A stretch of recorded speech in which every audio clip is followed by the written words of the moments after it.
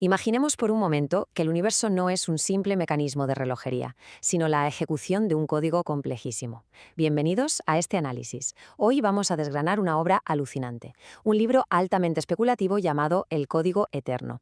Lo que hace este autor es, literalmente, traducir toda la teología bíblica al lenguaje de la ingeniería de software moderna. Nos plantea la idea de que el creador no es un relojero pasivo, sino un arquitecto de software activo. Es un concepto fascinante, así que vamos a sumergirnos de lleno. Para entender toda esta teoría vamos a seguir exactamente el mismo ciclo de vida que tendría el despliegue de un software. Pasaremos por el sistema operativo divino, el formateo y el hardware planetario, y cómo funciona la memoria oculta y los datos persistentes. Luego veremos el pecado, pero analizado como si fuera un bug del sistema. Revisaremos el Apocalipsis, entendiéndolo como el último script, y finalmente hablaremos del gran despliegue de la versión 2.0. Empezamos con la primera fase, el sistema operativo divino, o lo que podríamos llamar el primer commit. Vamos a ver cómo el material de origen replantea el mismísimo principio de la creación, no como un momento místico abstracto, sino como la inicialización súper precisa de una arquitectura digital. Y aquí viene un detalle gramatical que es una pasada. Fijaos en la primera palabra de la Biblia en hebreo, Bereshit. Tradicionalmente nos han enseñado que significa en el principio, marcando el inicio absoluto de todo. Pero el autor señala que esta palabra carece de artículo definido. Gramaticalmente se leería más bien como en un principio. Es decir, lo que narra el Génesis es solo una ejecución dentro de un inmenso buque continuo de creaciones. Exactamente igual que si Dios acabara de hacer el primer commit de una rama específica en un repositorio de código gigante. Para ilustrar esta premisa central, el libro coge conceptos milenarios y los mapea directamente en un tech stack moderno. Las equivalencias son geniales. Lo divino incomprensible, el Ein Sof, sería el código máquina puro, esos ceros y unos imposibles de leer. Las famosas Sefirot funcionarían como las capas de abstracción, un ensamblador, un C, un Python. El Espíritu Santo es directamente el entorno de ejecución en tiempo real, el runtime. ¿Y el Evangelio? Pues el Evangelio es sencillamente la documentación del sistema, la API estructurada para que podamos conectarnos al código fuente. Y siguiendo con esta lógica computacional, ¿cómo encaja Dios en el tiempo? Pues la teoría propone que el Creador existe completamente fuera de nuestra variable de tiempo local. De hecho, el famoso nombre divino revelado a Moisés, Yo soy el que soy, o Eye Asher Eye, se traduce aquí literalmente como un bucle while true. Es existencia pura, un estado constante de procesamiento. El arquitecto está compilando y viendo el resultado final del universo de forma simultánea. No hay pasado ni futuro para él. Es una computación interminable que ocurre toda a la vez. Pasamos a la sección 2, formateo y hardware planetario. Vamos a bajar un poco en la pila tecnológica hasta llegar a la capa física. ¿Qué pasa, según este autor, cuando el hardware de nuestro propio planeta necesita un reinicio completo? Aquí entra en juego la famosa teoría de la brecha. El texto antiguo usa la expresión hebrea tohu babohu, que normalmente nos la imaginamos como una sopa primordial o un caos creativo donde empezó todo. Pero el libro argumenta que representa en realidad un estado de ruina y desolación absoluta del sistema. Básicamente, la Tierra sufrió un evento catastrófico que actuó como un formateo de bajo nivel del disco duro planetario.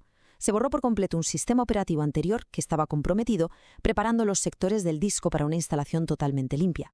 El punto clave para entender esto es que la Tierra podría ser solo el servidor activo actual dentro de una línea de tiempo gigantesca de computación distribuida. Pensadlo bien, hace 3.500 millones de años, Marte podría haber sido el servidor activo, con sus océanos líquidos, y ahora se encuentra en hibernación.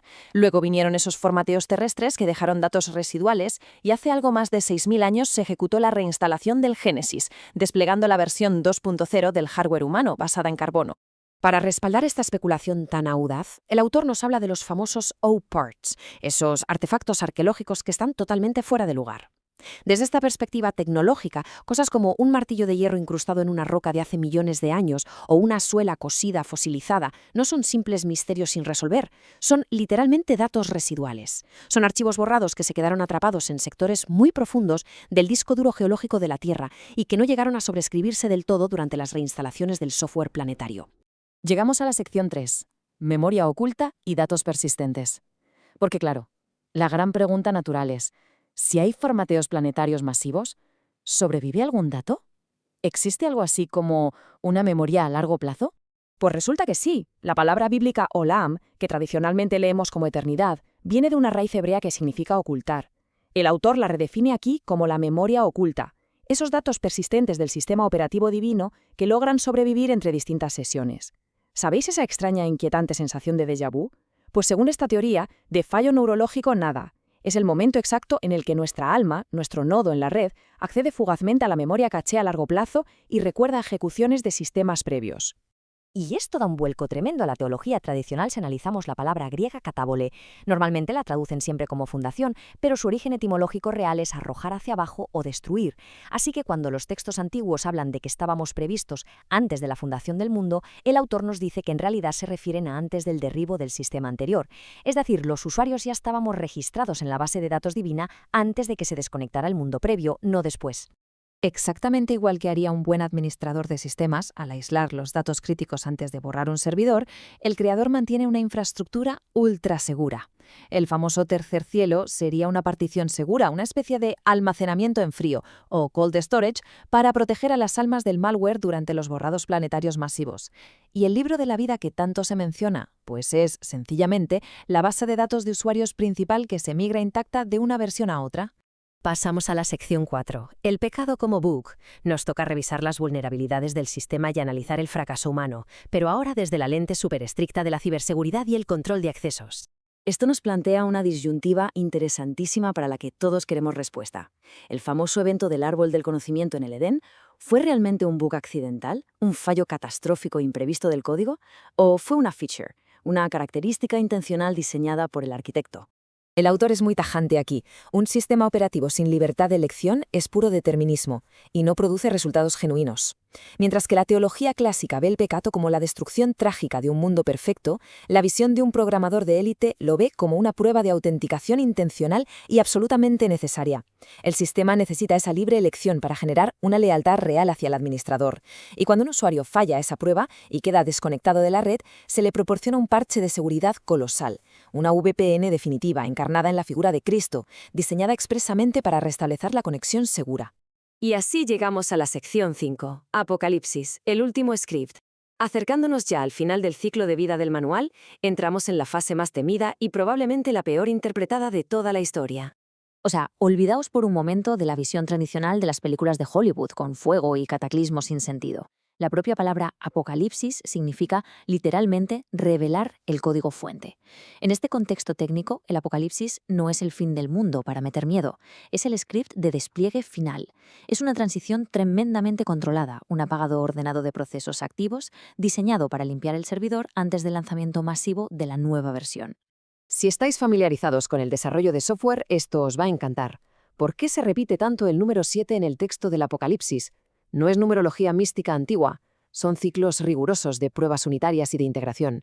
Antes de que cualquier actualización mayor pase a producción, el sistema ejecuta una evaluación de estado, las 7 iglesias, comprueba la integridad de la estructura, los 7 sellos, aplica parches de seguridad, las 7 trompetas, y lanza la migración final de datos a través de las 7 copas.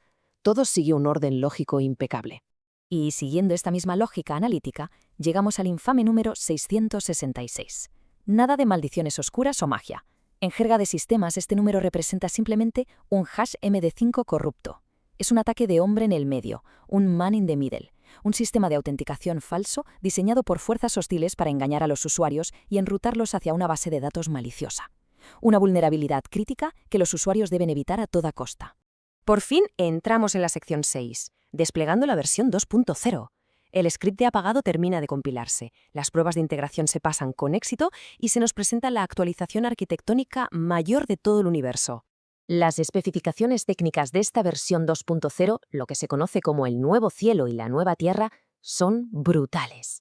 El texto bíblico dice que no habrá mar, lo que en términos de hardware significa que ya no se necesita ese gigantesco buffer de memoria volátil. El sistema arranca con un 100% de tiempo de actividad, impulsado por energía endógena directa del creador. Es un entorno totalmente libre de errores, cero caídas del sistema, cero dolor, cero datos corruptos. Y el árbol de la vida funciona ahora como una base de datos distribuida que garantiza el mantenimiento continuo de todos los nodos. Hay además un detalle alucinante sobre el rol de los ángeles o síndulos. El autor nos transmite que no son seres mágicos o una especie ontológicamente diferente, son más bien desarrolladores senior. Son usuarios que ya superaron con éxito su propio bucle de prueba terrenal en el pasado y han sido promovidos a un rol de administradores celestiales. ¿Su función? Asistirnos pacientemente a nosotros, los nodos junior, para ayudarnos a navegar por las inmensas complejidades del código actual. Para cerrar esta explicación, el autor nos deja con una reflexión que la verdad da mucho que pensar. Si toda nuestra existencia es un sistema en red constante y monitorizado, absolutamente cada elección diaria que tomamos se queda registrada en los logs del servidor celestial. La gran pregunta es, ¿estamos compilando nuestra vida con el código correcto? ¿Están los datos que producimos lo suficientemente limpios como para pasar la auditoría final y ser migrados con éxito a la versión 2.0? Sin duda, es una perspectiva fascinante que nos invita a revisar, y mucho, nuestro propio código fuente personal. Hasta la próxima.